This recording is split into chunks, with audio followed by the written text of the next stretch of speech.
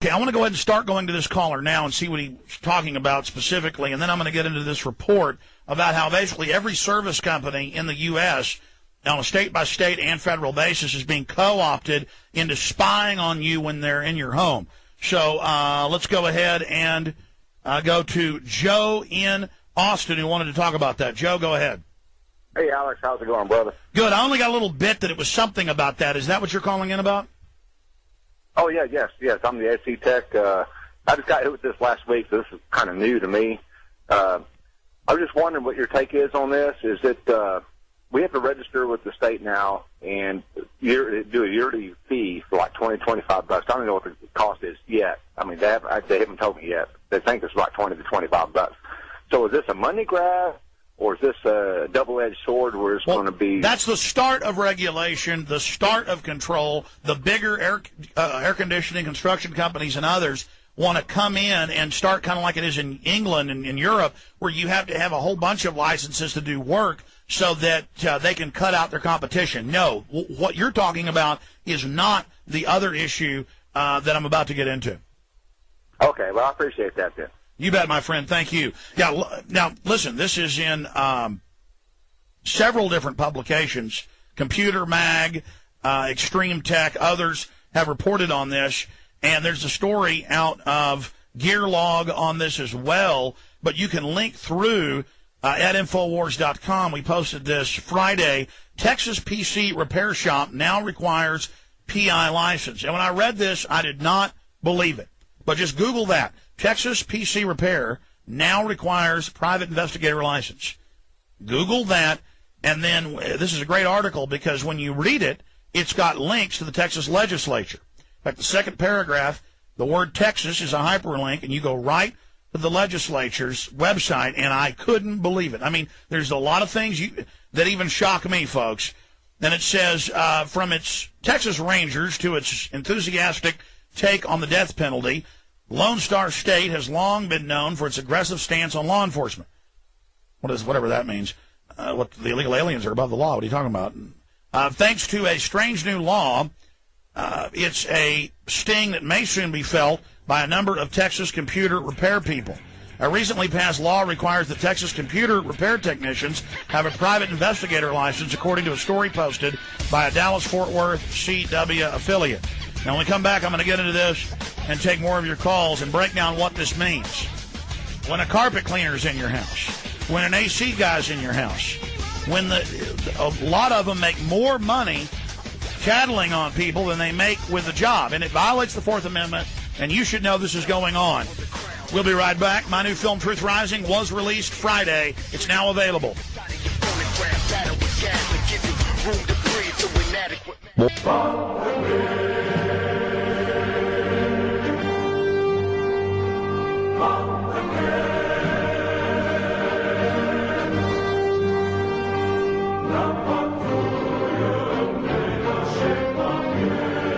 Welcome back, ladies and gentlemen. We're going to be going to Gary, Sam, Heidi, Ed, Charles, many, many others. Already got a caller here, Mike in Houston, saying you're wrong about PC Tech. Look, I went and read the bill, and it's in, 5 different publications that I've seen. I couldn't believe it either. The way this is written, if they interpret it to enforce it, this won't be, if you want to be a tattletale spy, you can be. This will be, you have to basically do it. And everybody's heard the stories. They've had 60 Minutes shows about it, where the people at the airport ticket takers who enter your information, check your driver's license. The famous 60 Minutes piece where this guy would fly down from North Carolina to Houston to buy tens of thousands of dollars of trees to be shipped back each year. And he walked up and paid with cash. This is like a decade ago. And they seized his cash under asset forfeiture seizure. People can't believe this when they hear it until you look it up. And they said, yeah, we're not going to indict you. We're not going to arrest you. We're just taking your money, no judge, no jury. And everybody now has heard about asset forfeiture seizure, where they pull you over and you got $4,000 in your wallet or in your purse, and they just take it, saying, well, it's up to you to prove it wasn't for drugs. And this happened to me, folks. I guess it was about 9 years ago. I had a shotgun before I had children in Iraq, and my radio studio was in my house, not at my office or here in these radio studios. And the guy walks in and he's saying, is that gun legal? And I said, well, of course it's legal. There happened to be myself on the front page of the Metro and State at a Second Amendment rally, and I said, see, we have rallies about the Second Amendment. It's no big deal. And then he left, and then I had a bad feeling, so I called the carpet cleaning place, and they said, no, Mr. Jones, yes, we understand. Yes, he did. There was some discussion of calling the police.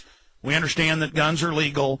But see, these people watch TV shows, and most of them are set in New York or Chicago or where they have highly restrictive gun laws, and they see the cops pull somebody over in a drama, or they watch real cop shows based in L.A. and places, and, oh, he's got a gun, he's going to jail, or we found guns in his house, he's going to jail. And so they then move here to Austin, or they watch TV, and the public's pretty dumbed down, and they think a gun in your house is illegal. Here's an example. The Austin PD looks at your occupancy, how many people live in your house, and how much power you're using. And if it looks like you're using too much power, that then is, quote, probable cause, they believe, of course it isn't, to SWAT team your house and see if you are growing marijuana because the lights pull a bunch of power. They also fly around with these helicopters that see, heat resonance, and, oh, it looks like you've got grow lights in your house. So the point here is, well, here's an example. I lived in an apartment complex. This is before I was on the air, about 14 years ago. And my buddy was going to UT. His girlfriend was going to UT. They lived together about 2 doors down. Straight-laced folks, didn't even, smoke pot and didn't even drink. And I remember that they got a SWAT team visit. Now, they actually knocked on the door. They opened it and came in. And because they had some repair guy there, and he had seen, she was taking botany at UT, the grow light, little grow light and some orchids. And then they saw that it wasn't drugs and left. The point is, people need to know that repair people in your home are spying on you. You need to know that. I was visiting family, and they had a May issue of National Geographic in it, and it had a picture. It was a whole issue on China. And it was a fascinating issue. I read the whole thing, I think Friday night. And in it, it had a photo of what looked like about an 8-year-old boy who was swimming in a river, and he came out and he was naked. Now, if you take a photo of your 2-year-old in a bathtub, and you take it to one of the major stores to get it developed, a drugstore, one of the big superstores, you're probably going to have the police come and arrest you or SWAT team you. But see, National Geographic can put that in there. So see, you're saying I have nothing to hide having my computer being looked through. Oh yeah, there's a baby picture with your baby's hind end in it. And see, the government and the system wants to enforce on the public. Here's another example. A woman in Chicago pulls up. She's got her 14 and 10-year-old daughters in the car. It's 9 feet away. The Salvation Army can, the donation can. She puts $8.75 in it, is out of the car 30 seconds, locks the car, has the keys. It's running. It's freezing cold. Throws the money in. The police arrest her on the spot, take her to jail, take her kids. That was in the news. Or there's a guy in Detroit, no criminal record, top archaeologist. I think his son was 8 years old. They order lemonade. They bring them hard lemonade. Looks like lemonade. Hard lemonade. His son takes one drink, arrested. CPS takes his kid because they brought the wrong lemonade. He didn't look. So my point is, the government's growing. The police state system's growing. It is looking for people to grab. You say nothing to hide. Let the repairman spy on me. You have privacy. See, the privacy's on your side to protect against tyranny. And so you read a bill like this, Texas PC Repair now requires PI license. From its Texas Rangers to its enthusiastic take on the death penalty, the Lone Star State has long been known for its aggressive stance on law enforcement. Thanks to a strange new law, it is a sting that may soon be felt by a number of state computer repair people. A recently passed law requires Texas computer repair technicians, and I read the law, that's what it says, have a private investigator's license, according to a story posted by the Dallas-Fort Worth CW affiliate. Then it goes on. In order to obtain a license, technicians must receive a criminal justice degree or participate in a 3-year apprenticeship. Those shops that refuse to participate will be forced to be shut down. Violators of the law can be hit with a $4,000 fine and up to a year in jail, penalties that apply to customers who seek out their services.